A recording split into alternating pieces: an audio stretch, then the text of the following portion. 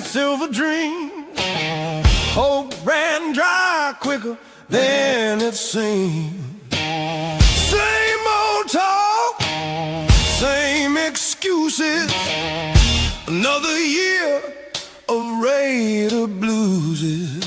Vegas lights don't hide the scars. Fourth down prayers, broken hearts. We rode hard, we paid the price. Buried hope by week 9. Put it in the dirt, let the whistle blow. Another Raider year laid 6 feet low. We drank the Kool-Aid, paid our dues. Rock bottom blues and black and shoes. Yeah, we scream, yeah, we stay, yeah, we lose. Raider Nation never quits on you.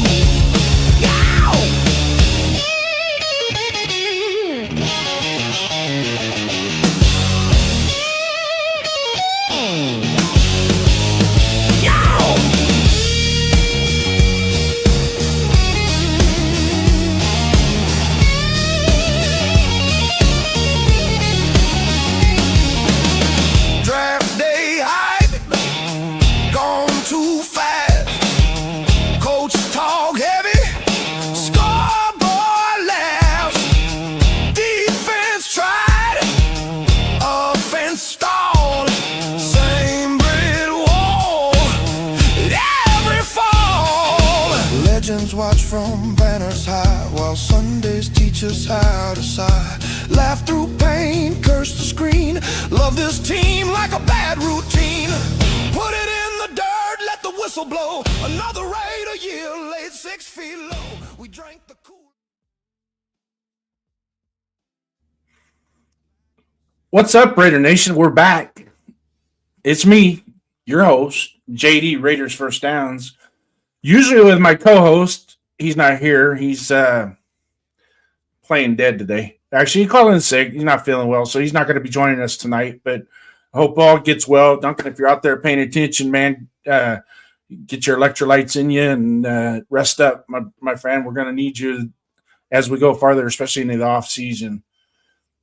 We're going to kick it off a little bit. We got another guest tonight, special guest, one that is known in the content world. Most people know who he is, but we'll get to that as we kick on through. But first, brought to you by 401_Raider Jeff Productions, today's monologue.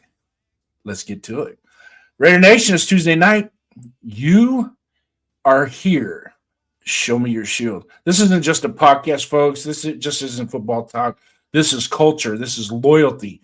This is silver and black heartbeat that does not quit, no matter the record, no matter the headlines, no matter the noise, because being a Raider fan isn't seasonal. It's generational. It's built. It's built on legacy of commitment, edge, and defiance. The standard that was set by Al Davis when he told the world, just win, baby.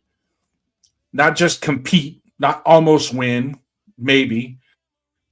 But I will talk about what the word really means. Discipline, brotherhood, accountability.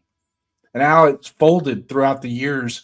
And would some people bring their personal beliefs to that and holding everybody accountable, holding people to the discipline facts of it, but yet still holding that brotherhood. We got a special guest tonight, 25 years serving in the United States Navy, 25 years of structure, sacrifice, and standing tall in moments most people would never understand. And I want to ask Raider Nation something right now. Does this current team reflect the same discipline, that same toughness, that same standard? Or have we drifted? Oh, yeah, we've drifted, all right, especially the last 20 years, don't you think? Nothing's been settled since the glory days of John Gruden 1.0.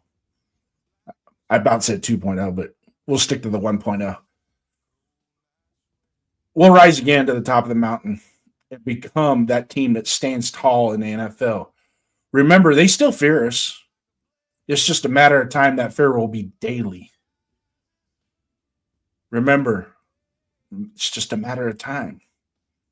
You can wear orange and blue, baby powder blue and yellow, or mustard and ketchup. they ain't got what Silver and Black has. Raider Nation, show me your shield. So let's get to it. So tonight our guest is known to many, but not the way we're going to get to know him. Going to be a little bit more personal. I know he's sitting backstage right now. He's a little nervous. Don't know what JD's going to ask him. Don't worry, it's painless. You don't serve 25 years without having a little bit of toughness and that Silver and Black DNA. Leadership, brotherhood, Raider pride worldwide. Real quick, I'm going to get into the chat. We're going to do some recognizing of the chat. We're going to start off with Big Roz 42. Salute to you, brother. Thanks for coming in. Jack, better not repeating your whole name, but Jack, hey, man, you're one of our regulars. Love you, brother. Thanks for coming in. Fat Beard Dad, thank you for coming in. Salute to you. Let's see. I actually scrolled too far. I'm going to give a what's up, brother. Big Roz 42. Thanks for coming in. Sacktown Mike, my guy. Salute, my friend. Thanks for coming in. 401 Raider Jeff, we got the boss in the house doing a little snooping, making sure his employees are doing what they're supposed to be doing and holding down the fort. Thank you so much. Hey, you guys out there, whoever's out there and they haven't shared the show with anybody, just don't be that hoe. You got to share the show. We want to grow this thing. I want to grow this thing. I'm sure you guys have recognized it. Obviously, me and the boss have paired up for a Saturday night special. A lot of fun, guys. If you can't catch us during the week, come in on Saturday nights, man. Dial up that number. We got phone in. We've got give us your take. It's all open and it's ready to rock and roll. But I don't know if I should really talk about who my guest is. It's kind of hard in a roundabout way. Screw it. Pay attention. Before the lights go loud, there's a man who once stood with thunder's roar, keeping wings alive. They called him Navman,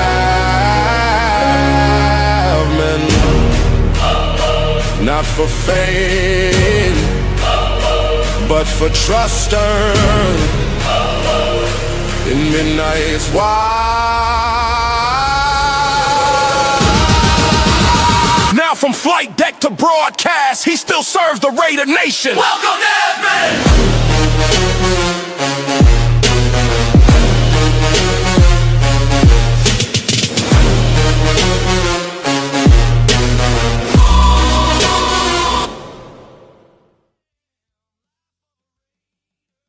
I hope that did justice.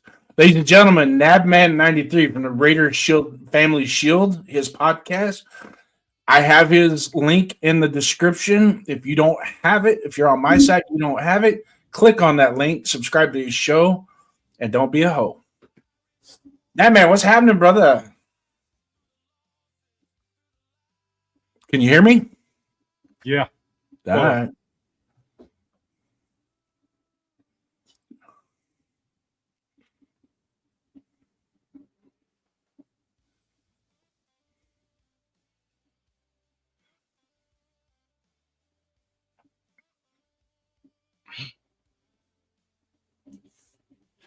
Wow, dude. Mm-hmm. Thanks. What's up? While you're gathering, and for the audience out there as well, when me and Navman became friends, it's been about a year, a little over a year now. We've been friends. Yeah, a little over a year, yeah. And he told me what he did in the Navy.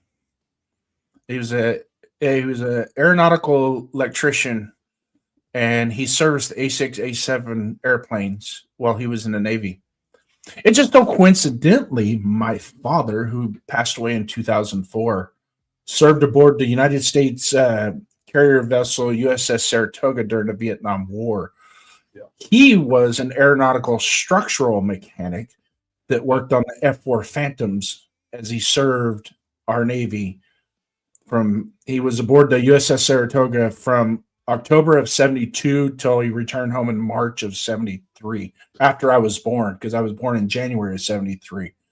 And some of the best memories that he had serving our country during that time, and especially being able to serve our country in a way to keep those airplanes up in the air and kicking ass, because there's no other warfighting machine than our naval airspace. They will knock the piss out of anybody. We rule the world with those planes. And it's because of people like Navman, my father, and those of you whoever else has served in the military. I never served in the military. My dad talked me out of it when I got done talking to the recruiter. He had a nice, long 2-hour conversation with me and convinced me that, you know what, if you don't do that, because you have too much more going for you. And lo and behold, later on, I was able to serve our community as a police officer for 23 years before retiring. And I don't regret any of it. So while you're still gathering, we have Seth has joined us. Greetings, my friend. Greetings. Seth, how you doing, brother? Yeah. Thanks for coming in. So Navman. Yeah. What made you join the Navy? Try to make a long story kind of short. I grew up working tough, like hard. I'm the youngest of 7, and my old man, one of his good friends, was a plumber.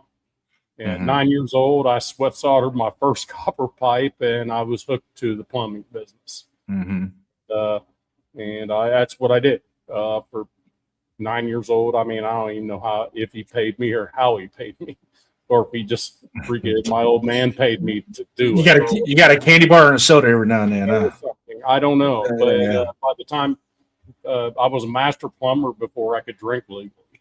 I had that many hours attached to it, and but the thing is, by the time I turned 21 years old, I crawling underneath all the crawl spaces and stuff. I was having a hard time getting up in the morning.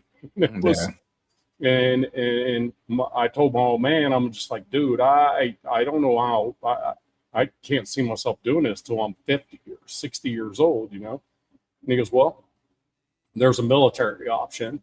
And my old man was Army. He was a warrant officer, and one of the few Army warrant officers in freaking Korea, because he was a Native American. They just made a spot for a Native American, right? Yeah. And he said, just tell them you're white. Just make sure that's the only thing. That's the only advice I'm going to give you. Just tell them you're white, because he was treated a certain way because of his ethnicity. So,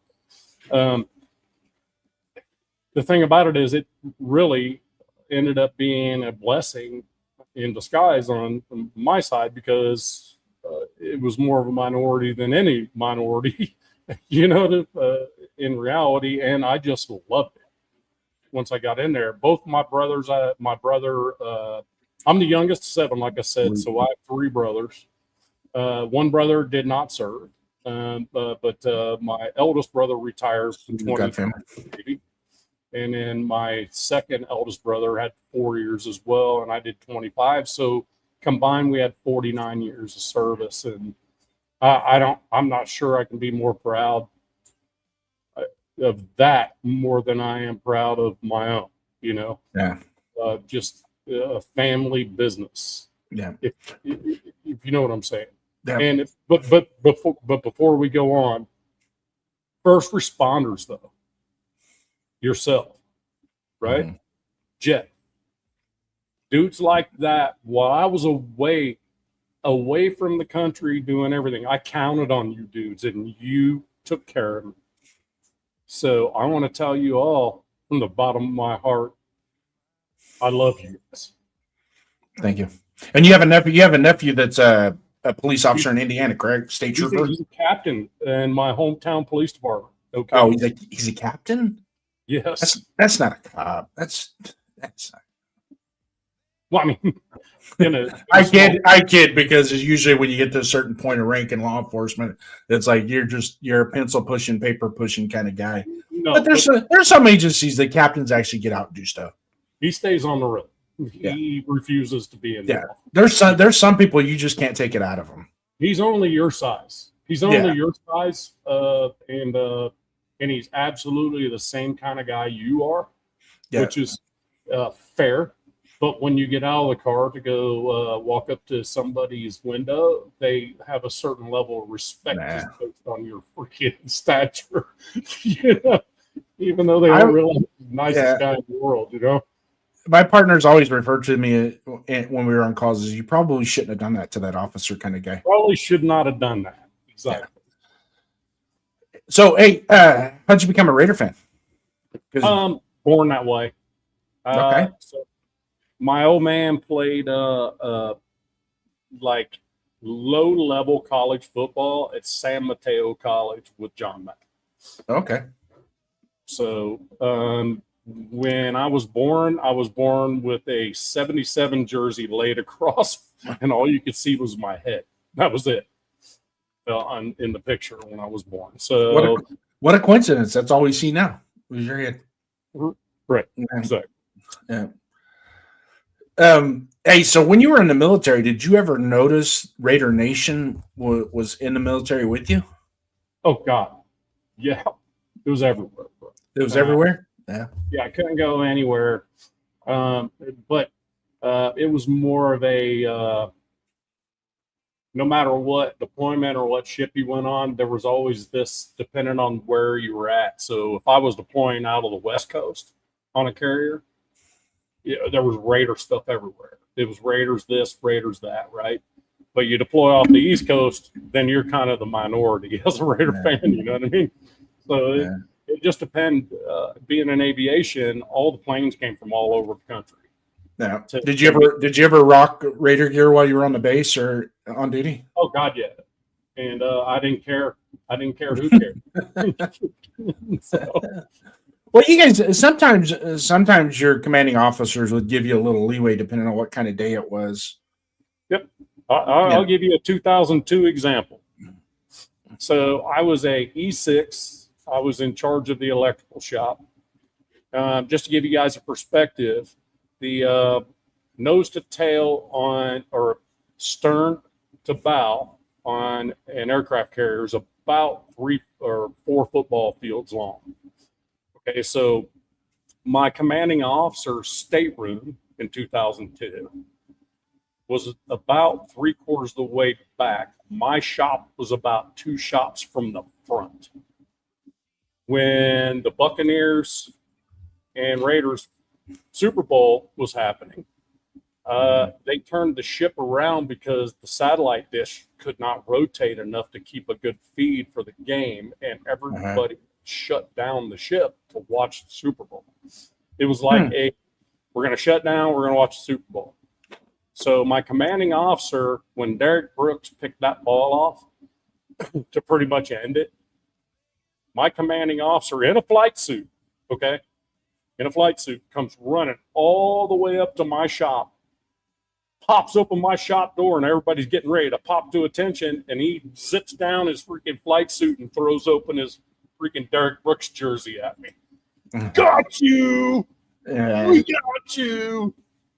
Thanks for Gruden! And off he rolls back down. Yeah. I mean, this dude literally ran from 3/4 of the ship away just to do that. Yeah. So that's a memorable experience. And I talk to this dude all the time. I'm like, that is memorable. That is memorable. Not fun, but memorable. Who was the Raider when you first became a fan? The Raider when I actually started following it, or I just kind of so there was a period of time, when you're a kid and you're just wearing Raider stuff for no reason whatsoever. You know what I mean? When you're like a 5-year-old, you have no idea. To be perfectly honest with you, Lyle Alzado was probably the very first Raider that got my attention because my dad was so big about Lyle Alzado. You know what I mean? So that's probably the first. And then really when it got to me was like 80, 81, where the Raiders were just feared by everyone. And kind of, I wasn't really, I played football, don't get me wrong. And I played it, I played football all the way up to my sophomore year. I got hurt and it took me out of baseball. So I stopped playing football, but it, just that pure tenacity of ever be on a team. Howie Long at that point, you know, when I'm, you know, that those guys, you know, I mean, and then you roll a little bit further into Charles Woodson. Timmy Brown is the one that breaks my heart. That breaks my heart because that dude did not come to the team till what, the year after we won the Super Bowl in 83, 84. I mean, come on, bro. Actually, 88. He joined the team in 88. Yeah, Okay. It was a few years after that. Yeah, but you know what I'm saying. It's kind of like, and he spent all that time. Yeah, I always said that Tim Brown had Rich Gannon for at least 8-9 years as his running mate. No. If he would have had Gannon for 8 or 9 years versus just 3.5, 4 years, I think he would have had more. I think it would have been easier to push him in the first ballot. But man, he caught touchdowns from 29 different quarterbacks in his career. He did, and that's insane. That's why I hate it for Timmy Brown. And the thing about it is, everybody's like, you know, when it comes down to Max, like now, it's like, well, we want him to be a Raider forever. Well, look, Marcus Allen wasn't a Raider forever. Yeah, Timmy Brown was forever. Yeah, we're gonna get more into the Raiders' legacy later on in the show. No, later on the show. My point. You asked me kind of like where it all like rolls. But so, Rich Gannon, I thought if we had Rich Gannon a lot earlier, that would have been a game changer. So getting back to the chat real quick. God Family Raiders for Life. Thank you for coming in, brother. Frankie Weber, my guy. Thanks for coming in, man. David Zahn, 6911. Thank you for coming in. Must be one of Bob's. He's saluting Bob, but I'll salute you. Hey, my middle name is Robert. Does that count? My dad's name was Bob. So no excuses. All that are on my channel, no excuses. I sent the same link for mine.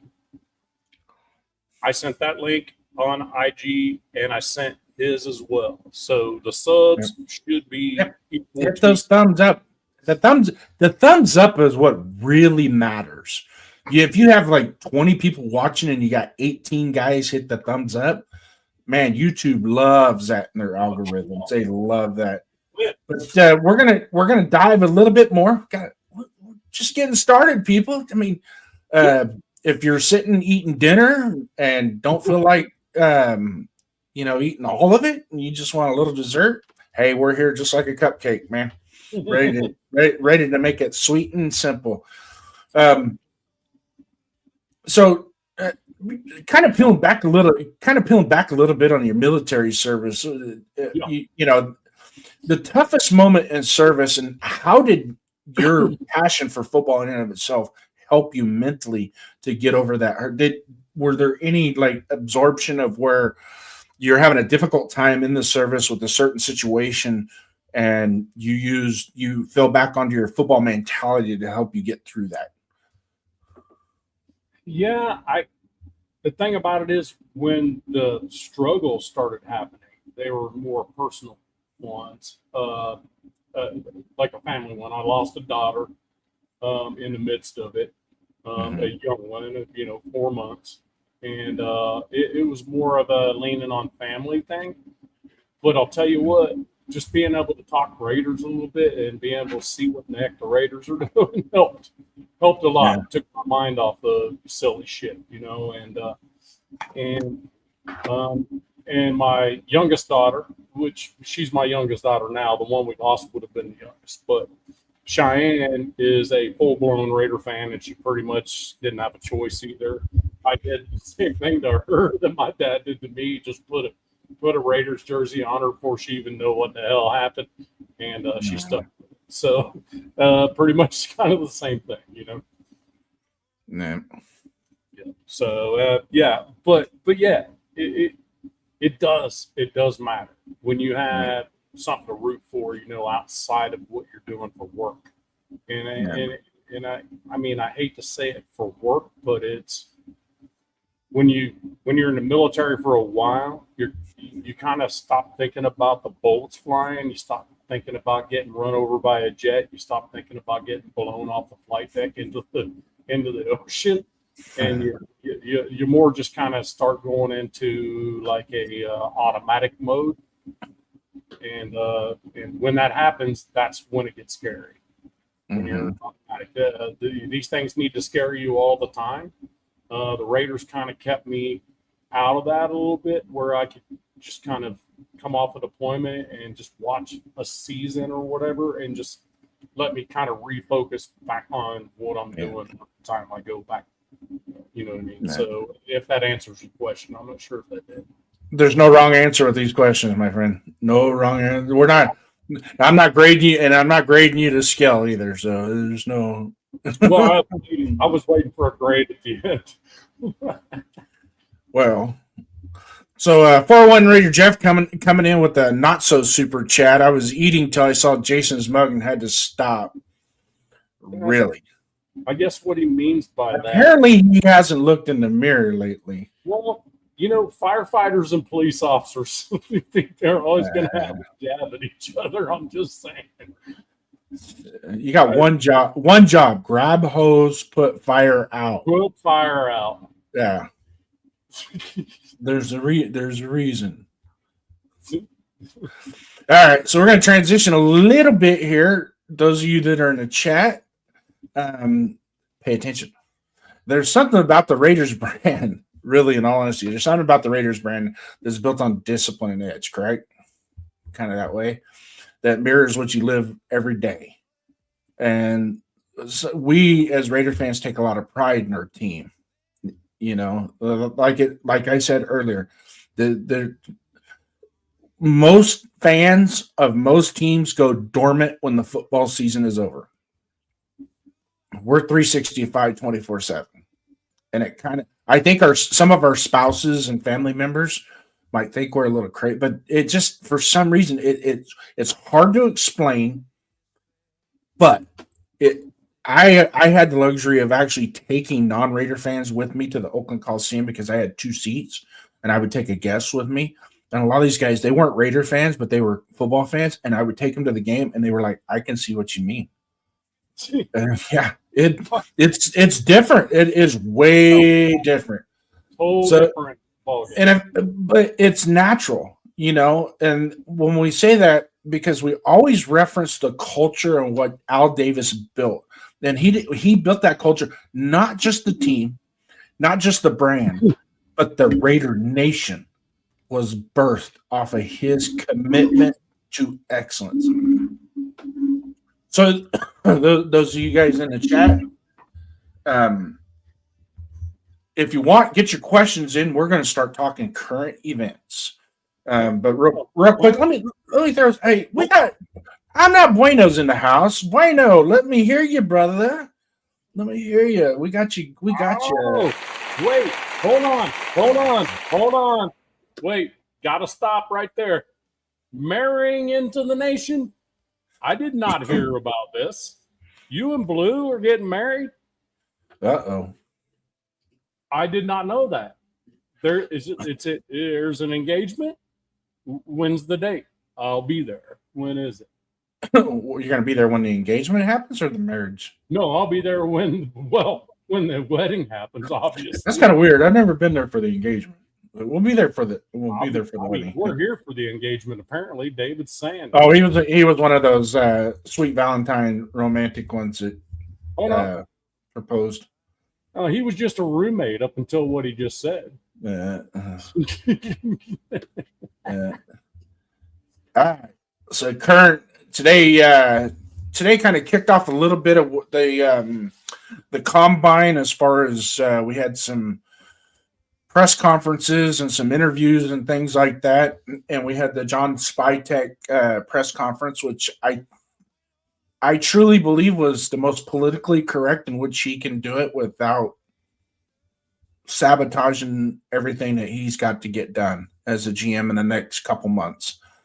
I know he was asked 5 different times, I think it was, about the Max Crosby situation. And he pretty much put it to rest that they've had conversation, they've got communication, daily communication. He's not shopping Max Crosby, but at the same time, just like everything else, anything's for sale for the right price. So that's what it's going to come down to. But do you have any takes? Did you get a chance to watch the press conference at all? I did. He said exactly what he should have said. Politically correct. And oh, excuse me. And some of the questions were so invalid that, where it's like, what are you asking? We're at the combine, crying out loud. There was like what do you see for the future of the Raiders or whatever? There was one that was asked that he just like pointed to the next person. He's like, come on. Well, there are some people that hold credentials on our media, from our media, the Raiders media in the South, that probably shouldn't have those credentials. It's just like, well, what does that have to do with the price of tea in China? The question, right. What are you talking about? We're talking about now. Yeah, what are you thinking? I mean, Hondo, you're a nice guy, Hondo, but come on. Yeah, Hondo, come on, bro. You were doing pretty good for a few years, bro. But you need to come on, bro. You need to come up with some better shit than what you're doing now, man. Because I mean, that stuff's. So the current configuration of our roster, which I absolutely believe is going to get reworked quite a bit. March 12th. But using the current roster construction, what is the biggest strength of this current roster that you see? It should be a real quick answer. Tight end room's great. Next question. Yes. Next question is going to be another one that should be fairly simple. Does this team have enough leadership? Not yet. Okay. Any more questions? I don't know. Not yet. It's pretty easy. Devin Lloyd would be amazing. Just saying. So when we get into the free agency portion, we'll talk about. There's a lot of wish lists in this free agency. Oh yeah. And I think we can address some of our needs pretty quickly in free agency.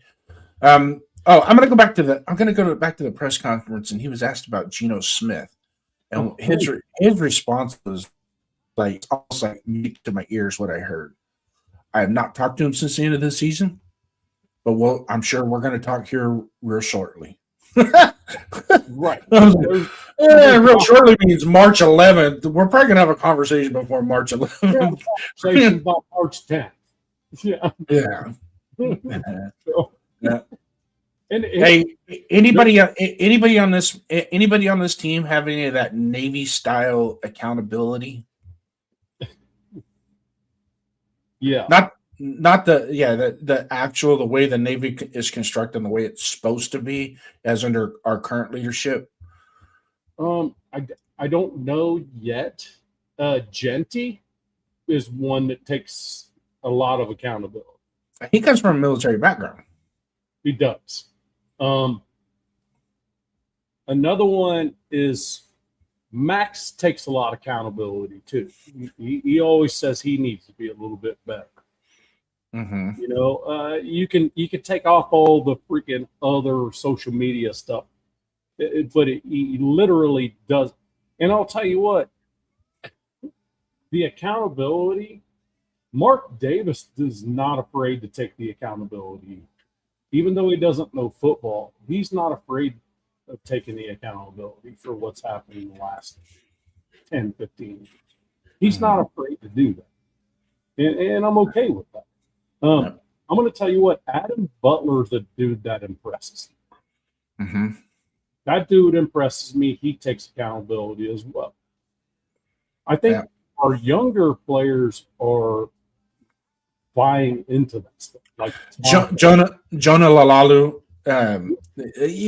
Jonah Lalalu actually was consistent and he played fairly well last year.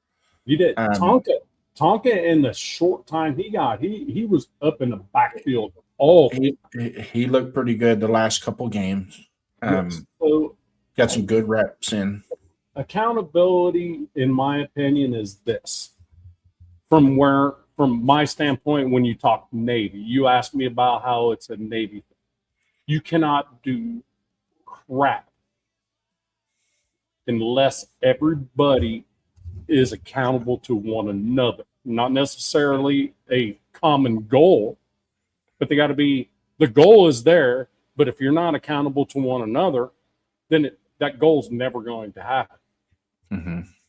That's true. That's true on the law enforcement side of things is the whole squad has to be held accountable as a collective, not as individuals. Exactly. And if you can't look left and right and be like, both these dudes have my back, then there's a problem. And the standard of accountability has to be the same across the board. You can't hold one person accountable at one level and another person at a different level. That's not equal. Yeah, people got to understand that responsibility and accountability are two different things. Exactly. Let me check in with the chat real quick, see if we got anything going on over here. David G, obviously an Eagles fan, but I'm pretty sure if the Oakland Coliseum was still rocking and we took you to Oakland Coliseum, you would probably be changing colors fairly soon. Although Eagles fans are pretty passionate. They are pretty passionate. So, back in the day, when is it? What was the name of the stadium? Was it MetLife? No, Veterans Stadium. Veterans Stadium. That joint was like the Coliseum. It had the nastiest playing surface in the whole NFL. An aluminum trough, shit like that. Kind of the same idea. Huge tailgate on the way in. Couldn't hold a ton of people. Yeah. David. They called it the Vet. We called it Veteran Stadium. The Vet. The Vet. It definitely was rocking though. When it was live, it was live.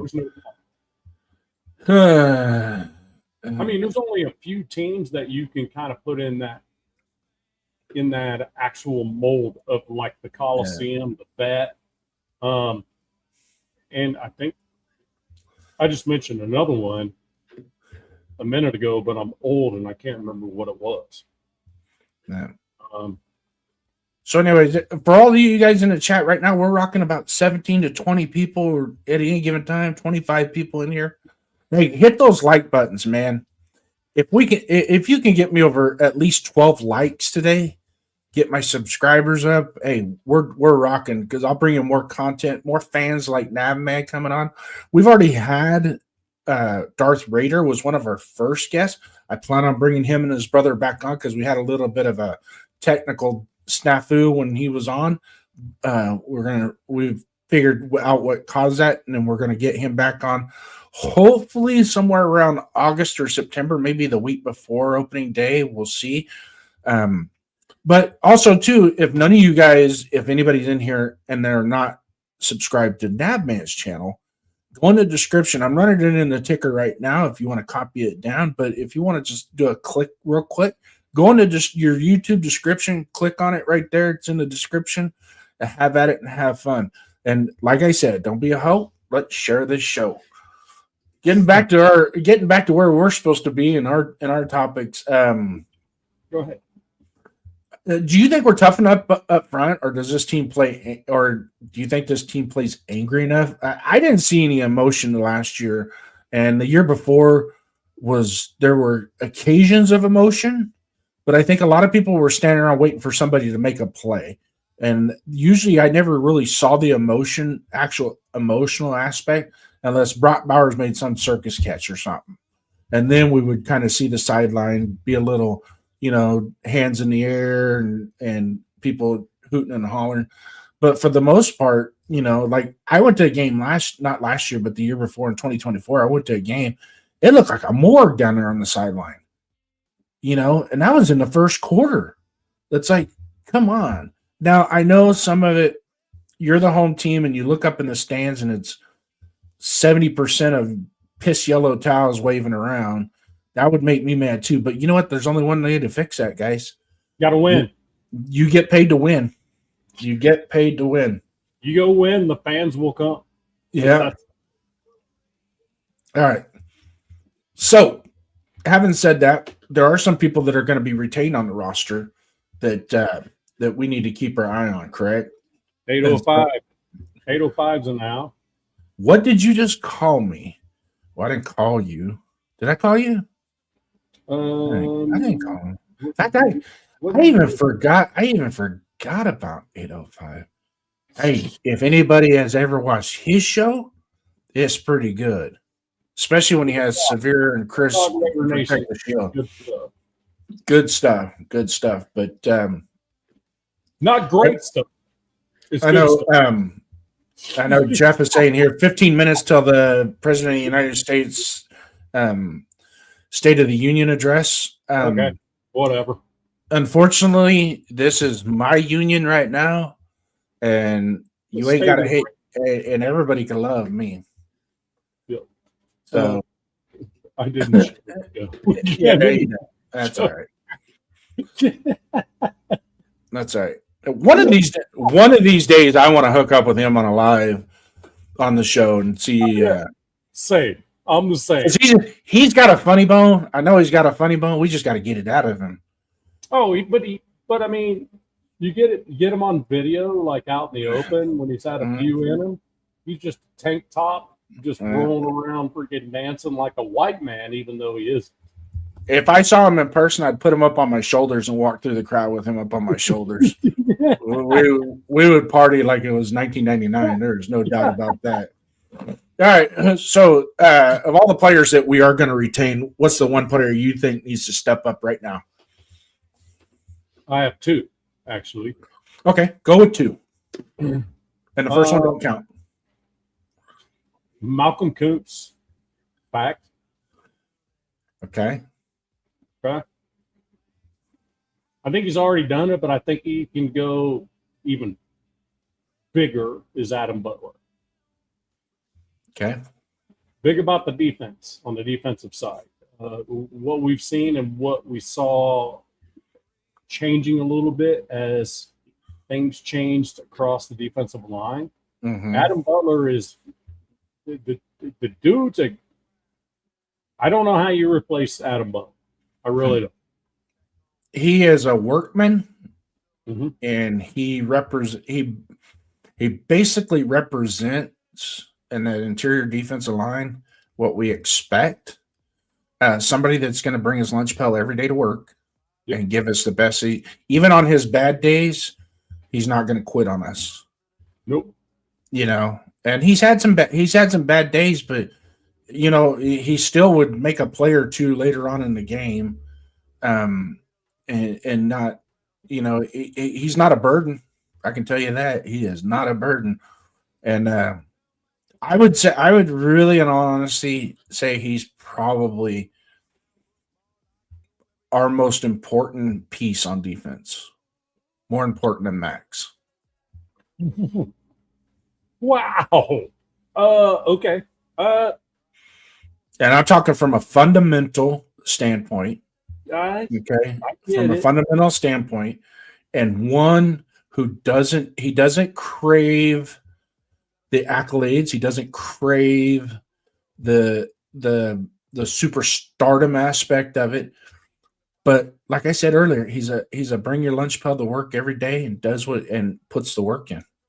And Max trusts him, that which is good. That I mean, he trusts him. So Now, I can I respond to that? mhm. I agree with you that Adam Butler is probably the centerpiece of the interior of that defensive line. Mhm. There. I would be a little bit shocked and a little pissed off if the Raiders turned Adam Butler loose. Like release him or trade him. Yeah, I would be a little pissed off about that. That would probably I'd probably get more mad at that than if they traded Max Crosby. Yeah, Max Crosby would be because somebody just gave an outlandish number, and I'd be okay with it. Yeah. You know what I mean? Because edge rushers, you can go find them. You know what I mean? Yeah, edge rushers don't grow on trees. No, but you can go find them now. They seem to be everywhere. Yeah. But the thing about it is, I guess I wanted to say this about Max would be this. There's a difference between an edge rusher and a defensive end. An edge rusher is Trey Hendrickson. So all he does is run up the field and chase a quarterback. Once that's done, he's done. Mm-hmm. You know, now Max tends to be able to peel around inside and stop the run. Mm-hmm. He's a true defensive end. That's why it's 10 sacks a year. It's not 22. But Myles Garrett's that same guy, but had 22 last year, and he's that same dude. So when I start comparing those, and people start comparing Myles Garrett and Max Crosby, I'm like, it's not even close. Max Crosby is freaking Kobe Bryant or Michael Jordan, right, of defensive ends. And Max Crosby is maybe, say, Allen Iverson, some shit like that in the NBA. You know what I mean? It's not even a comparison between the two. Myles Garrett is far beyond what Max Crosby is. They do the same thing, but Myles Garrett's better at both of them. So when people try to compare the two of them, I don't see the comparison. Is Max great? Yes, he is. Great. Chewy, welcome. Chewy, thanks. Hey, great show the other night with the 1 to 1,000 that had us all. That was some funny stuff in that chat. That was funny. Yeah, we had a great time. Chewy's throwing his shorts out there too as well. Anybody go to Chewy's Raider coverage, click on his, subscribe to him. He started about this time last year himself, and he's already at 500 subs. He's cooking. It's got great stuff, and hopefully one day we can meet up. We can meet up online do a live together and put a little flair into some of this stuff that we do. Hey, GFAM, can you put Jess's link in the chat, at least on my end, and then switch over to Jason's and throw it in there? I don't know if you can, because I don't know if you're a mod over there. You can throw it in there. Mine's real easy. At Raiders First Downs. Just type that into the URL bar and it should take you right to my channel. So we're clicking along here. Seth, thanks for joining, Seth. I want Adam Butler to be a Raider for life. I totally agree. I think he's right up there with the Otis Sistrunks and the who's some other ones that we had that were longtime interior defensive linemen. Not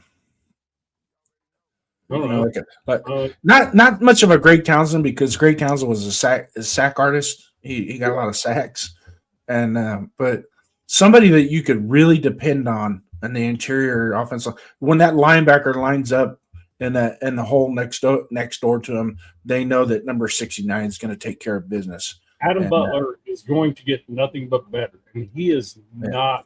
He's still a youngster. He's still young. Okay. Moving on.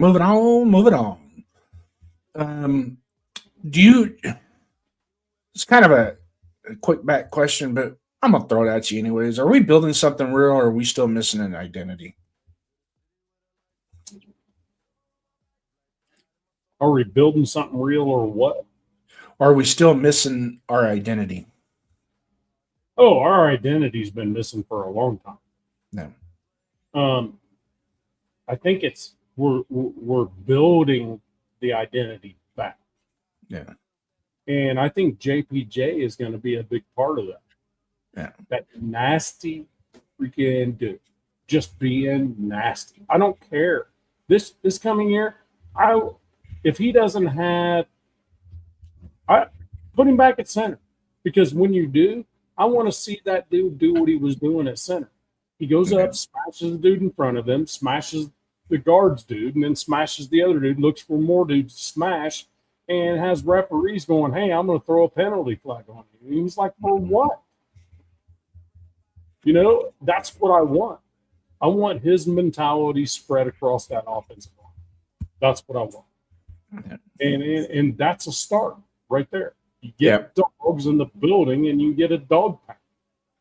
I think the generation that we're at and the state of the Raider Nation with the type of teams and even the fans that we have now that are, you know, we have a whole generation of fans that hasn't seen these guys win.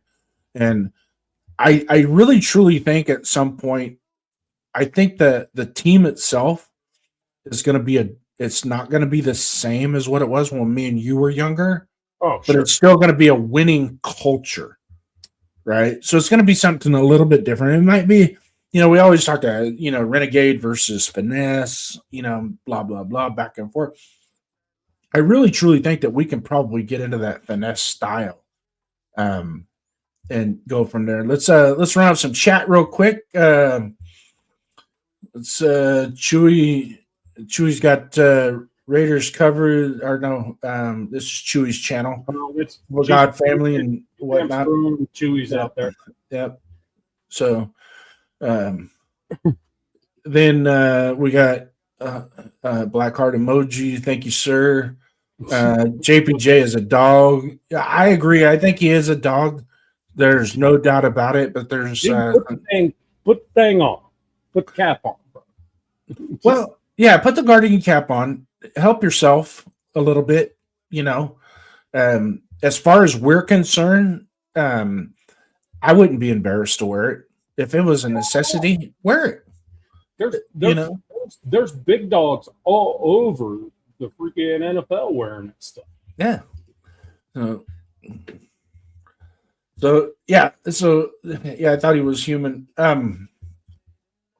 So now, man, I'm gonna bring you into your Navy veteran perspective here. Oh no, a little bit more, and we're gonna just kind of this is real quick. This is painless. It's, do you value culture greater than talent? Yes. Do you value discipline greater than flash? Yes. Okay. Those are some characteristics that are fairly important because if you look at our history, a lot of our successful teams were not flashy. It was grit. It was discipline. It was culture. You notice I didn't hesitate. No, and that's the way that segment is supposed to be. So we're gonna parlay into segment 3. Segment 3. Are you there? I hear you.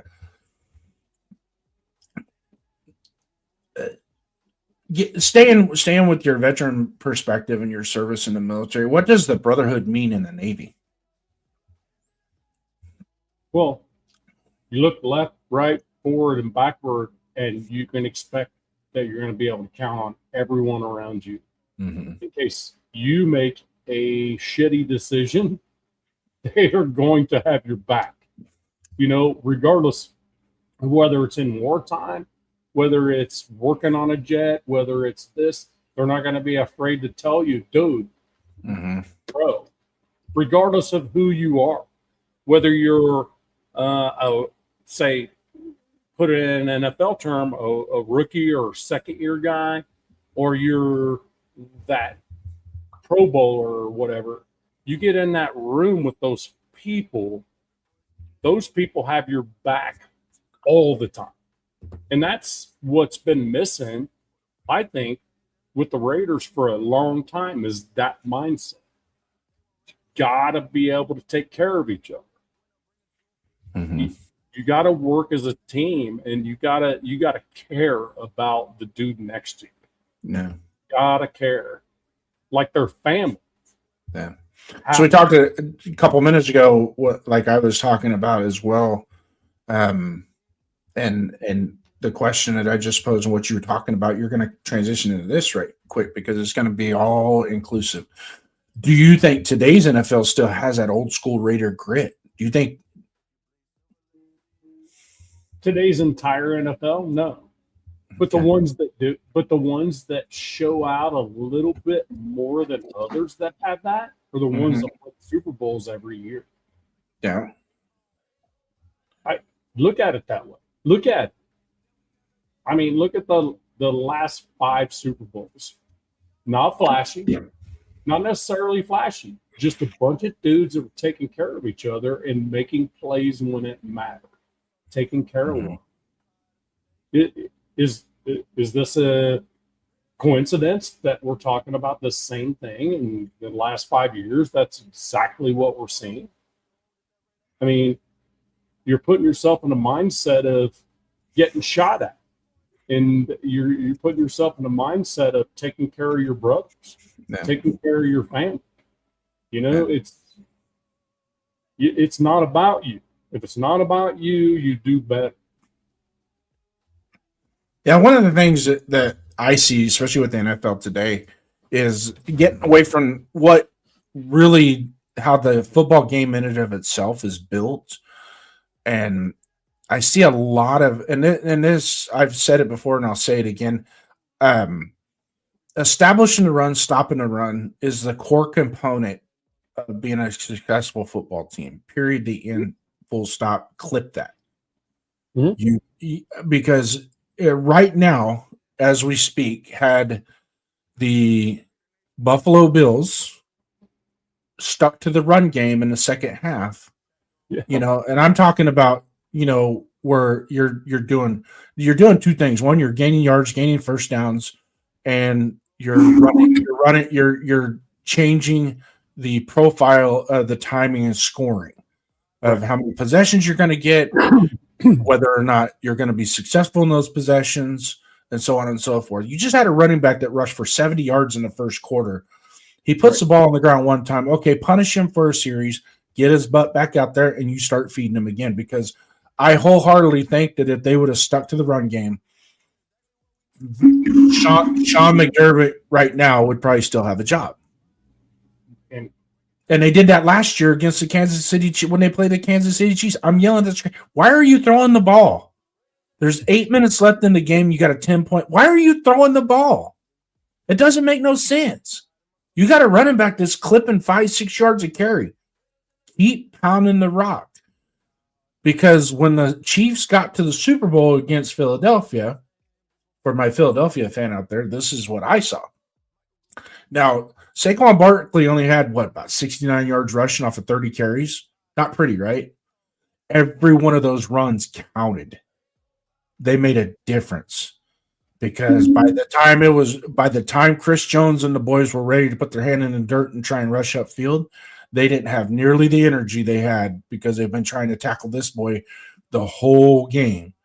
You know, you inside of your arms are burning a little bit. Your forearms are burning a little bit. Your wrists and your hands are burning a little bit. Your feet, your thighs, those are all burning.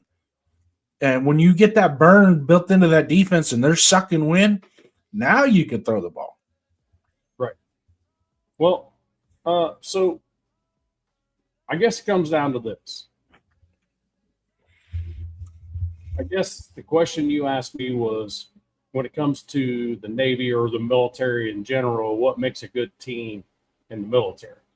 What makes a good team in the military is when you can look at certain folks and know they got you, no matter what. And David put a comment down here and said, "No, old school NFL's fucking dead. You breathe the wrong way, it's a flag. Also, 2 Super Bowls ago was completely different Super Bowl. We had some flash and grit, but you also could look. But that team could look at each other and had each other's back. That's what won the Super Bowl. That's what I'm trying to tell you. That's how it matches the military. That's what Jason asked me. How does it match the military? When you are that guy, when you are that team that has the team over themselves, that's when you win Super Bowls. Yep. Ask the Seahawks. Nobody on that team other than Njigba was a freaking, oh my God, dude. Nobody.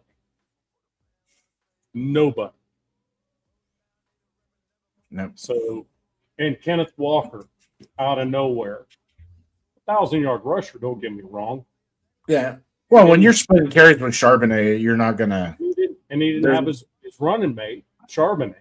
Yeah, So, but he stepped up and filled that void. And he ends up the MVP. Yeah. I mean, ran great. He ran great in that game. Ran great. All of his yards counted. Kept the sticks moving. Yard counted. You and know, guess what they did? They kept running the football. Yeah, David, I agree with you. Old school NFL is dead. You breathe the wrong way, it's a flag. Also, 2 Super Bowls ago was a completely different Super Bowl. We had some flash and grit. The Eagles did have some flash and grit in their but that's the point. But they could look at each other and still they had each other's back. So still the same concept. The teams that win Super Bowls over the last 5 years have been those dudes that had each other. It was about the team. It wasn't about them. Yeah. That's all. In answer to your question, when it's about the team and not about you, you win a Super Bowl. That's absolutely what I'm doing for you, David. This is absolutely. Yeah. It breaks off. And thank you for that, man. That was amusing, bro. Yeah. Amusing. Anything to beat the brakes off the Queefs, man, we'll take it. And I just love that Eagles team that year before last they were special. That was a special Eagles team. And they were good last year too, but you know what? Sometimes coming off of a Super Bowl win, you got different variations that kick in.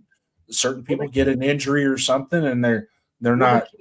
They can't keep an offensive coordinator for more than a year. Well, it's another thing. I mean, they're constantly changing their offense. I mean, it's so. I mean, you should never change. You should never change Saquon Barkley's path to greatness ever. No.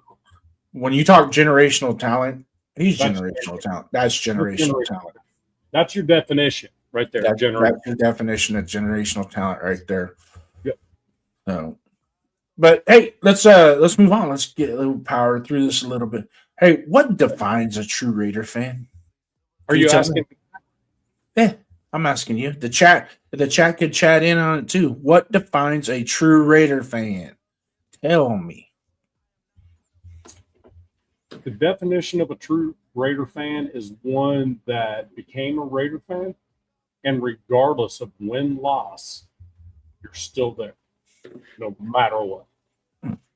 Win, lose, draw, through all the thick and thin, you're a Raider fan. You decided that or had decided for you when you were born, and you stay that way. Win, lose, or draw. Yeah. That defines a Raider fan. When it comes to a Raiders player, is loyal. When we look now, we've worked on. We kind of know what a Raider fan is, what a true Raider fan is through thick and thin. You're absolutely right. Win, lose, or tie, Raiders till we die. I mean, it's as simple as that. And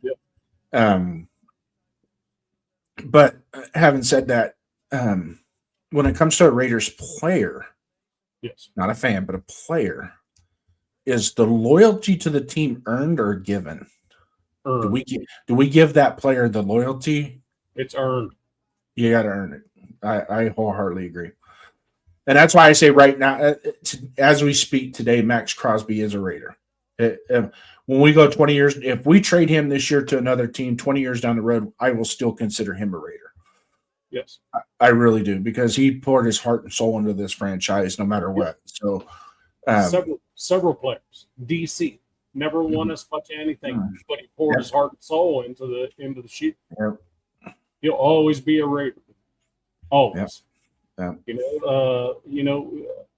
When people say, I want to retire a Raider when they're like 3 or 4 years in, which Max said that, right? He said that like 4 years, right? When he got his first contract. The thing about it is, typically that does not happen. It just doesn't. Not in today's NFL. Not many Raiders can say. Not many Raiders players can say they were a Raider only. I'm just saying. So, even our greatest of legends didn't end their career with us. Exactly. He could. I can, like Kenny Stabler. I remember that trade when they traded for Dan Pastorini and Kenny King. We traded Kenny Stabler and Dave Casper to the Oilers. It was like, it was kind of a gut punch. I remember my dad was like, "Man, what are they doing?" Because Dan Pastorini had that coveted cannon arm. Yeah. But good God, he couldn't think of his way out of a wet paper bag. Well, this right here has got to be the first thing you think about with a quarterback. Yeah. Right here, the mind's got to be the first thing. Big Roz, one word: loyalty. Yeah, one word: loyal. Yep, they provide the loyalty to the Shield. We provide the loyalty back, and it's got to be, and it's earned. It's just not. You just don't walk in, put the uniform on today, and then expect us to carry you the rest of the way. Be right back. My dog is scratching on the shop door. That's all right. That's all right. Hey. So if anybody's in the chat and they want to answer up on that, define your loyalty. What is loyalty? And then how do you earn it?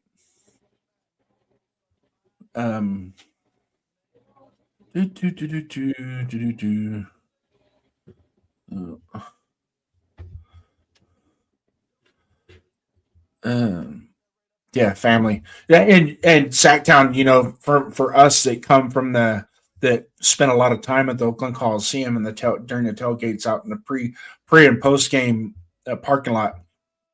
You're absolutely right. The Raider Nation is a family.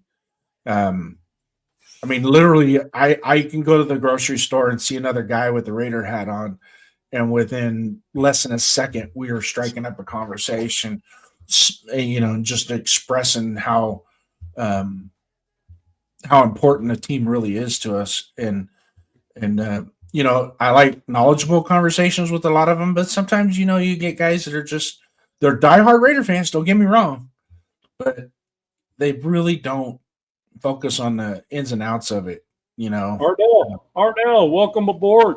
Welcome, Ardell. Didn't get a chance to say, hey, brother. How are you?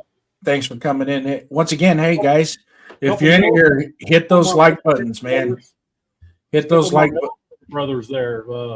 Jason, we were talking about military and what it means to build a team. Mm-hmm. These dudes can tell you, too. Yep. About it. Yep. So now we're back onto the military. After 25 years in uniform, what does it mean wearing the silver? What does wearing the silver and black mean to you? Damn. I wish you would have asked me that question so I could prepare for it.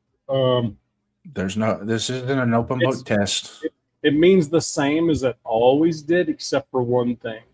Now that I'm retired, this is my team. Mm-hmm.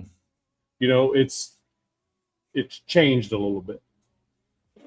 Yeah. Once I'm retired from the military, now I have a team that I've always been a fan of. Now it's kind of mine.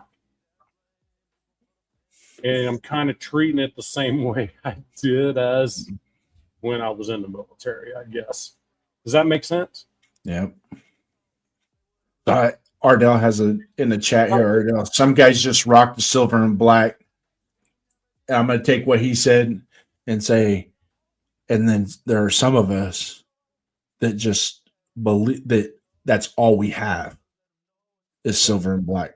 I mean, any color combination that I ever think of starts with black and ends with silver. I mean, the walls painted in my room here, they're gray, not silver, because I didn't want that sparkly stuff. But they're still gray with a lot of black.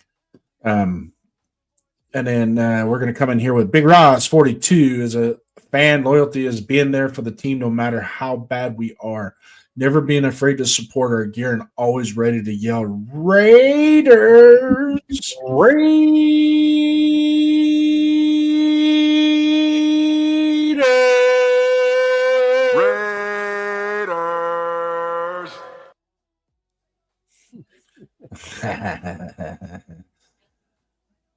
So that's where we're at with this. I mean, I'll be quite honest with you. There's a lot of fans from other teams.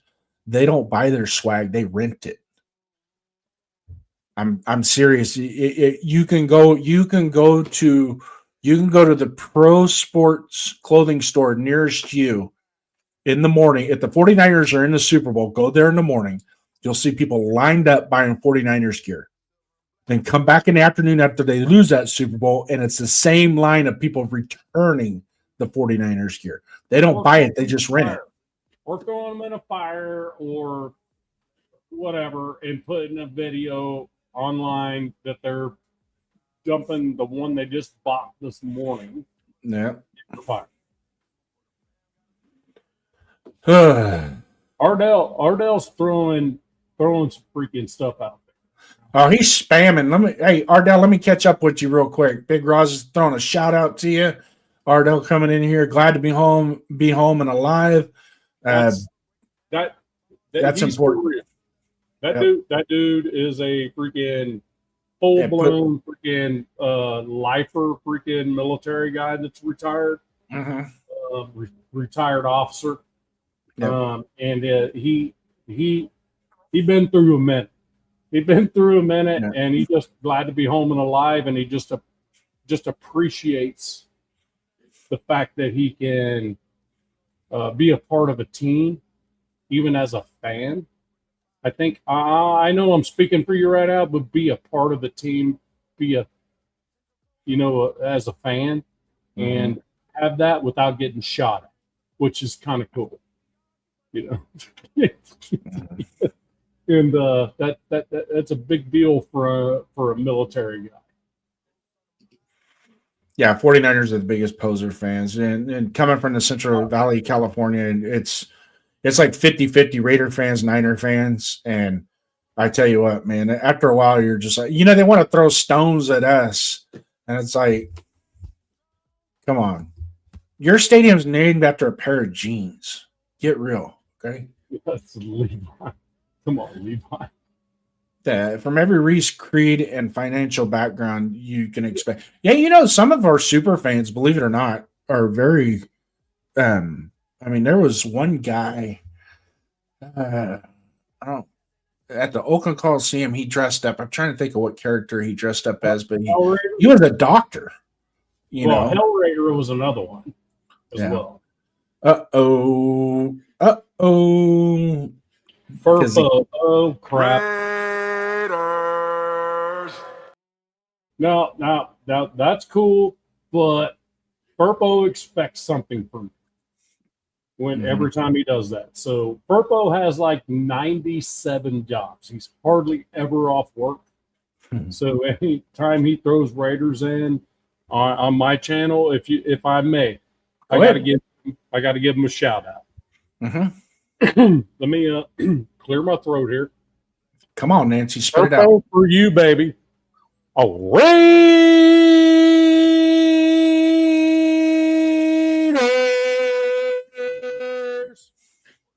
There you go, Furpo. Gotcha. You know, You know I'm going to give that to you. You know that. You're a working fool, bro. Working fool. Yeah. Out there freaking making that paper. Yeah. Yeah, I think Donuts Duncan, hey, hope you're feeling better, partner. Get well soon. We got to get back together, get to work. Oh, nice. The Chargers rent fans. Yeah. They do. Yeah. I think you can count all the real Charger fans on one hand. Well, that's when a Raider game's a true Raider game is in SoFi. Oh, it was like that at that Jack Murphy Stadium too. We go down there and it was like this is all silver and black. These days, there's a SoFi game against the Chargers. It's blacked out. The Chargers don't have any chance. Yeah. Purple says, hell yeah. Alrighty, Mr. Nav Man. Yes, sir. Are you ready? Yes, sir. Rapid fire questions. Yes, sir. One word. Don't overthink it. Okay. Favorite Raider of all time? C-Dub. Charles Woodson? Yep. Okay. Favorite all-time Raiders game?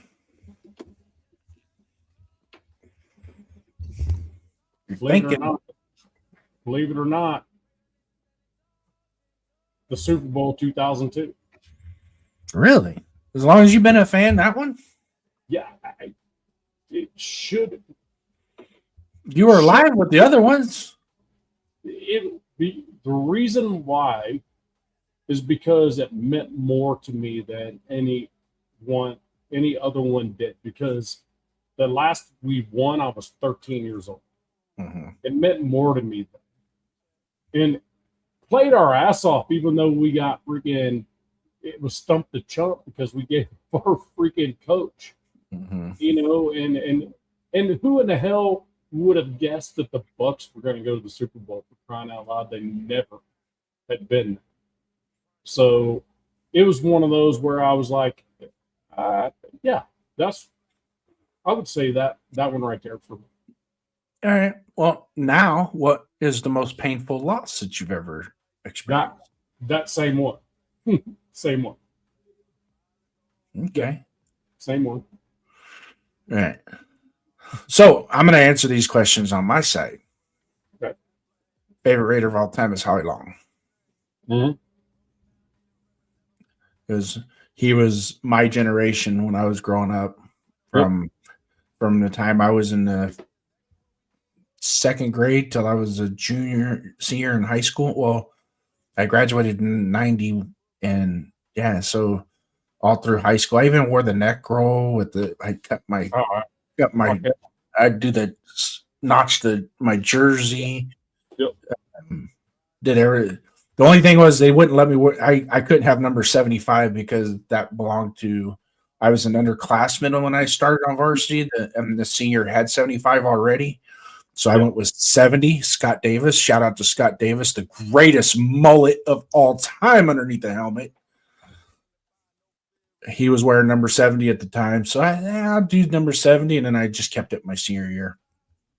I didn't want to change because my mom had the buttons, and my son is number 70 and all that good stuff. So I just kind of kept it. So it still was, I still like the number 70. It still looked good on me. Favorite all-time Raider game was the AFC Championship game against the Tennessee Titans. You want to talk about the most explosive, loudest that stadium has ever been, and it all got warmed up with Metallica out in the parking lot and just carried right into the stadium. It was almost like we got into the stadium, me and my partner, we got in the stadium, we sat down, and they were out just warming up, practicing the field goals and whatnot, and it was loud. Raiders. It was loud. You have no idea. My second favorite time as a fan, and I'm not going to use it as the game specifically because I can't exactly remember who we were playing. But we went into the stadium and this is right after Eric Turner had passed away. And we went into the stadium and there was a moment of silence for him. And then after the moment of silence, everybody started cheering Eric. And I swear the sound resonated all the way to the heavens up in the sky. And it was like, wow, you talk about powerful. Now, my most painful loss is I'm going to go back to 1990 with our loss to the Buffalo Bills in 1990. Well, it would be January of 91 when we lost to the Buffalo Bills. And that was right after Bo Jackson got hurt. And we as Raider fans, it was being reported he's got a hip pointer. He might play. Well, he didn't play in the game. And we went from having a dominant run game to we're going to have Jay Schrader drop back and throw it 50 times. Well, guess what? That don't work with Jay Schrader. It doesn't work well. Him and passing the ball was not. He was a dude. He had the most beautiful handoff. But, after that, it was all downhill with Jay Schrader. Amazing. Yeah, but he can sling it. He had that prototypical arm that Al Davis loved, man. He could throw it.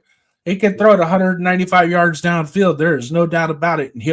And sometimes he'd hit Willie Gault in stride or Mervin Fernandez in stride, and it was a beautiful thing. Don't get me wrong.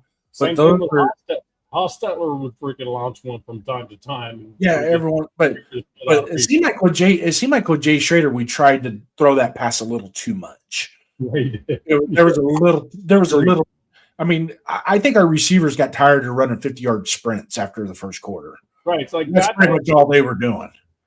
I should run the ball from time to time so we can take it. We still had Marcus Allen in the backfield. Yeah, I agree. I mean, but that's not Bo Jackson at that time. So. Yeah. And another thing too is we never built our defensive line to absorb a fast pace. When they ran that K gun with the very fast repetition. Semi no huddle to semi no huddle type offense, and Howie Long and Greg Townsend and Bill Pickel, they're over there before they can even get their win back. The next play was coming, and it made it. After a while, it was like, man, we just can't. They weren't geared or prepared to handle that, and that was another factor. So yeah, the most painful loss was that Buffalo Bills 51-3. I mean, that stung more than what the score actually, because that team was doing good. That was a good football team. And then once we got Bo in the middle of the season, it was like, okay, we're gonna do some damage with these guys, because that was the year. Well, I think Bo Jackson he almost had 1,000 yards just in 8 games. I mean, he was killing it. Yeah. But every time he touched the ball, it was damn near going to the house. Yeah. So Jason, I would say that you asked me to tell you that when the chat was getting a little bit heavy, that you probably should. Yeah. And well, I'm gonna go backwards here. First of all, Avocasi Raider, thanks for coming in. Jeff George had the best arm. He did. He had a hell of an arm. I would say so too. Right. Yeah. But some people forget that Jay Schrader actually pitched for the Toronto Blue Jays farm team. Oh, did you really? Yes. Yeah, I have, and in fact, I actually have his baseball card. Hell, I played third base for a farm team, and I suck. I was on a farm one time, cows and pigs. Ardell, that was a little bit. Remember the performance Marcus Allen put on in the Super Bowl masterpiece in Super Bowl 18? Yes, Super Bowl 18 was phenomenal. That was my favorite was Eagles versus Raiders. Yeah, that that was the underdog story of all time for us. How that whole season transpired and what we did. Absolutely. Once again, can I address David right quick though? Go ahead. I promised I was not going to throw F-bombs, but that one right there was you trying to force an F-bomb out. You're not going to get it. Just saying. Eagles versus Raiders last year. Yeah. Well, yeah. We'll just leave last year alone. Most painful loss will be one you guys likely forgot, but losing to the Lions in 2011 when we had a team had them dead to the rights and we would have booked the playoffs had we won that game. Yeah. So, yeah. Yeah. Almost could have, should have, would have. Yeah. And that was Hugh Jackson. I really think if Hugh Jackson would have won that game and took us to the playoffs, he had probably stayed our head coach, but nah, he lost it. Scott Davis had a hockey hair, no doubt about it. And then his black visor that he'd wear, and he was such a massive human being too. You know, Jack Hughes in that freaking Olympic match got mashed in the face, lost all his teeth, and won the game. Yeah. I mean, so, that's a whole new level of toughness, man. Yeah. So Afakasi, Darren McFadden, and Khalil Mack were my two favorites from my time. Yeah. Those are good ones. Those are good ones. I got a McFadden jersey signed. Just so you know, it's a signed jersey. I don't show people that very often, but Alfagazi, if you ask, I will take a picture of it for you. Just I love Texas can't lie. They stinks. I hate them in my Dave Chappelle voice. Man. Dunkin' Donuts coming in. I can count the Chargers fan on two hands thanks to Rivers' kids. That's funny. Yeah. It's good, man. Nice one, Duncan. Tried living in Dallas. Ha ha ha. Yeah. I'm sure it's probably a little difficult there. I live across the way from a Dallas Cowgirls fan house, and I am trying to keep my cool. The Cowgirls are equivalent to the 40 Winers, as far as I call them, the red shirt Cowgirls. Yeah. Post Al Davis death game, the divine interception 2011 versus Texans is mine, at least. That was a very emotional game. Absolutely was. Loved it. Don't get me wrong, I loved it. But yeah, it was emotional. And you know that team was cooking too that year, man. Oh, they were cooking. And then when Jason Campbell broke his collarbone diving in against the Cleveland Browns, I was like, he broke his collarbone. And oh man, typical. Because Jason Campbell was, Michael Bush and Darren McFadden were cooking. Yeah, and Jason Campbell was just rocking it. And the thing is, he wasn't just running the football; he was throwing laser beams. He played very well. Ardell says Raiders versus Redskins, his favorite win of all time. Oh yeah, no question. And then his favorite Raider of all time is Tim Brown. Absolutely, brother. Absolutely. It's a you can't go wrong with Tim Brown. You can't. Nope. So yeah. And then, once again, the Afakasi with Jeff George had the best arm. I'm really not going to argue that. I'm not going to argue that Jeff George had an elite arm. Yeah. He just had he just had issues elsewhere. He had a lower level brain function. Yeah. Just put it that way. Yeah. So, well, it's been fun. It's been real fun. We've been at it an hour and a half. First and foremost, man, I want to thank you for your service and brother, being a fellow Raider fan. It means something when we see our fellow Raider fans that we're servicemen. It's something we have to do. We got to reinforce the Raider Nation brotherhood. And whether you're in Australia, New Zealand, Greenland, New York, Puerto Rico, wherever you're from, if you're a Raider fan and you bleed silver and black, you're part of that brotherhood. There is no doubt about that. So let's see, who's the biggest draft bust in your opinions? Hands down, it's Jamarcus Russell. Doesn't get any worse than that. No question, him and Leatherwood. So, hey, who is LA Crash Dog? LA Crash Dog's gunny. He's I haven't seen him in a while. I remember back in the day we had him so on hey, your show. G-Fam, you still in here? You still in there? If you are, put in there saveawarrior.com or .org. He's a retired Marine. He's doing big work for what's called saveawarrior.org.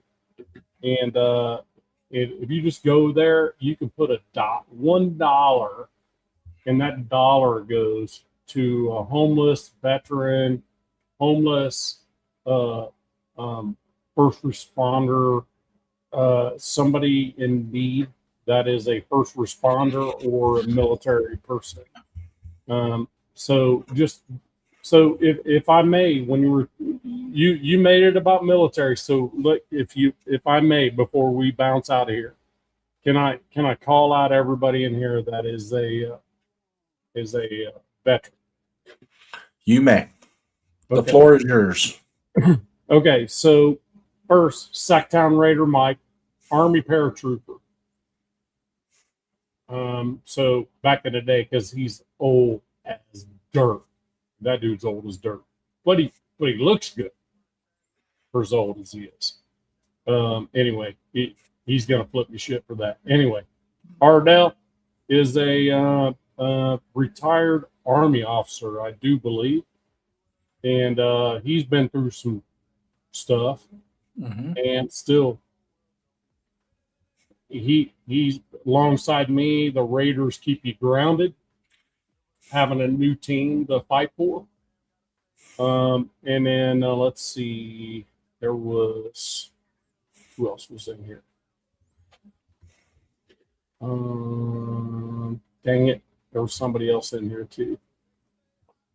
Hey, LA Crash Dog, I Crash see you have a wrench. You're a mod.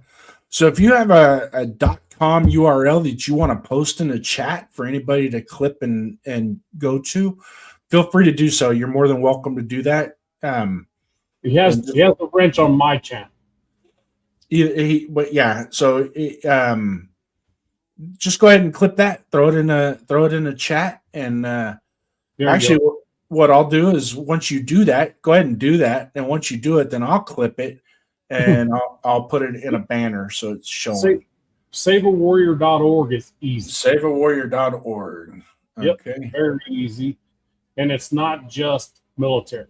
It's firefighters, it's nurses, it's paramedics, it's everybody. It's it's police officers. It's first responders, everything.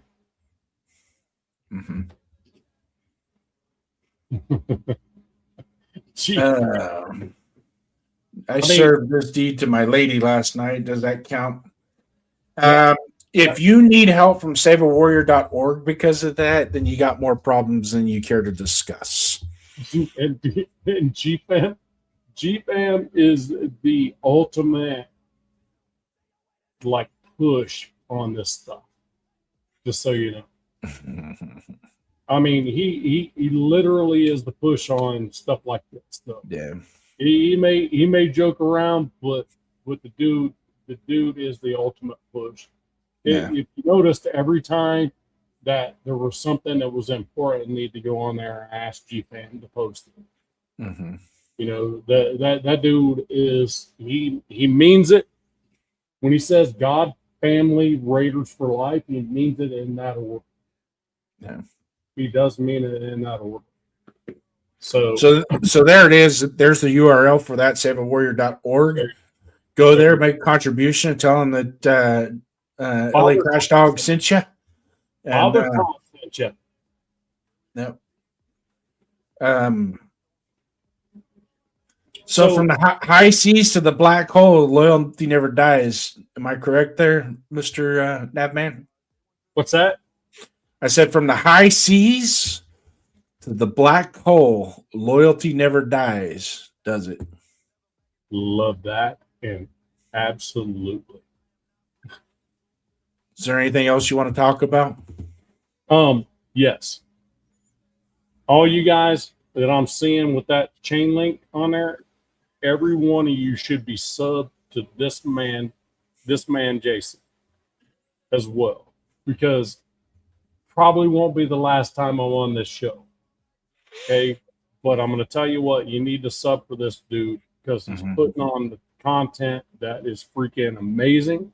We're talking about good stuff, and we're talking about stuff that makes sense. We're not speculating. We're just talking about our team, the nation, this Raider Nation, talking about our team. We're not trying to tell you what's about to happen. We're trying to tell you what could happen. That's all. We're not trying to say we're going to be an expert and be, look, this is what's going to happen. We're not doing that. Okay? To me, it's important because I'm going to be off my show for a while. Because I got a big move coming up, got a lot of stuff going on. But this Tuesday show is always going to be something I'll be available to do. And the Wednesday show with the Wild Wild West, which would be the AFC West, I'll be available for. But my own show, I'm going to have to shut off for a while. You know, we'll get back to it at some point. But I'm going to tell you something. This dude deserves your subs. So, G-Fam, one more time, can you please put that sub in the chat on my side to make sure that these subs happen before we close this thing down? Please do that. G-Fam, I know I'm overworking you, bro, and I know you've been working your ass off all day probably in life, but gotta be a little careful. He's gonna want a compensation for all this work. Probably will. Once I get 500 subs, he will get compensation. Ellie Crash Dog, thanks for subbing, brother. Appreciate it. And so let me dive into a little bit what I got going on here. Obviously, as you can tell, let's see here. We are. All right. Oh, housekeeping there for a second. Sorry about that, guys. Right. So at the top, please hit those like buttons, subscribe, set your notifications. When you set your notifications, set it to all. Okay. Down at the bottom here, at the bottom, we have what's called, this is the boss's URL for his channel. On Friday nights, he has No Huddle, which is open to all football fans. It's just not exclusive Raider. It's open to all football fans. Chat and phone in. There is a phone number you can call, reach out, and you can call into the show. On Saturday nights, we have started. We've done 2 of them so far, and let me tell you guys, there is nothing funner than having a phone-in show. You can call in. You don't show your face. We don't dox you, your number, your name, or none of that is shown. If you don't even want to give us your name, we won't even go that route. You can just straight come in and start firing away. And let me tell you something. On Saturday night, it gets so live. This last week, we ended up going 3 hours, about an hour longer than what we were anticipating because the phone calls were actually really pretty good. So we're hovering averaging right around 10 calls a show, but we can get that number up. So Raider Nation Voices, Saturday night, you can clip this URL that's in the ticker right there, or subscribe to my channel and set those notifications to all. And then come Saturday night, it is at 7 o'clock Pacific Standard Time, 10 o'clock Eastern Standard Time. And let me, like I said, guys, that when you do the phone-in show and you have 2 guys that are doing it, it is ultimately a blast. And Jeff's a lot of fun to work with, even though he can be a pain in the butt sometimes. He's good. He's a lot of fun to work with, and he's helped me kind of get my start going here. And I'm hoping to take it to the next. I'm hoping to take mine to the next level, and I'm bringing donuts with me because if you always need that guy that, and he does a really good job of kind of keeping me in line. You know, even though he's old enough to be my son, he does a pretty good job. But when you go to work, somebody's got to bring the donuts. And you know, we all know what 401 Raider Jeff likes. He likes his Dunkin' coffees. He lives on Dunkin'. Yeah. You know, I mean, when if he ever has to get an IV at the hospital, they just give him 100 cc's of Dunkin' Donuts coffee. He'll be fine. Send him home. It's like aspirin. If I may, Go ahead. there's one comment from LA Crash Dog about his daughter. You Mm-hmm. see that one in there? Daughter's getting married in a week, so I won't be around as much either. Hey, I got one coming up in October, my friend. Okay. So Daughter's getting married in October. So, Crash Dog, is this the first one? The first marriage? The first one you're walking down the aisle? Let me know on IG or on here. Because I'll tell you what, I'll send you a picture of one of the proudest days I've ever had in my life. Mm-hmm. I'm looking forward to it. And I was in uniform. Even though I had just recently retired, she wanted me in uniform. Mm-hmm. You might want to ask her, does she want that? She may. Just ask her. I asked her, do you want me in uniform or you want me in a tux? What do you want me in? And she goes, I want you in uniform.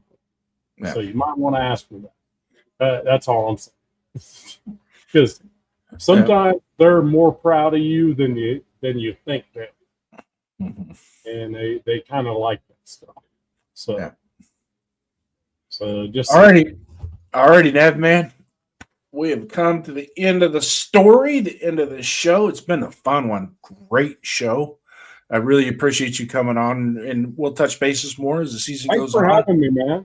Oh, it's an honor, man. It's an honor because it's just, it's what we do as Raider fans. We work together, and you can kind of see that circle of content creators and whatnot, and how it kind of builds itself. And I'm hoping one day. I don't think it's going to be this year. I was going to go to the draft. And then I got told, well, maybe you should go to a game. And then I start digging into, I really need to focus on my daughter's wedding and make sure that all the I's are dotted and the T's are crossed going forward. So every month we're going to have different steps. Like this month was the wedding dress. So we took care of that, got that done. And then next month is we got to go to the venue and start picking out food sources and stuff like that and start building it all together. And then there's other things, still dealing with, like with my mom, I need to be here with my mom right now, at least for another 6-8 months. So I don't want to go across country. I don't want to go as much as I'm dying to go. And who knows? I might just go, you know what? Screw it. I'm going. Who knows? It might happen. I know 4-1 Raider Jeff goes, if you go, I'm not. So that might help out the Raider Nation if I go. Keep them at home. But like I said, from the high seas to the black hole, loyalty never dies. And with our final sign-off, Raider Nation, until next time. Oh, by the way, Nabman, stay backstage. We'll chop it up. Oh, yeah. Raider Nation, until next time. Show me your shield, would you? Cold open, count it out. Yeah, we heard the talk. Cold nights and long losses, still we walk. Scoreboard hurt, but the heart stayed real. Still wear the black, still flash the shield. From Oakland roots to Vegas dust, pain in the season, but we still trust. They say it's over, I say move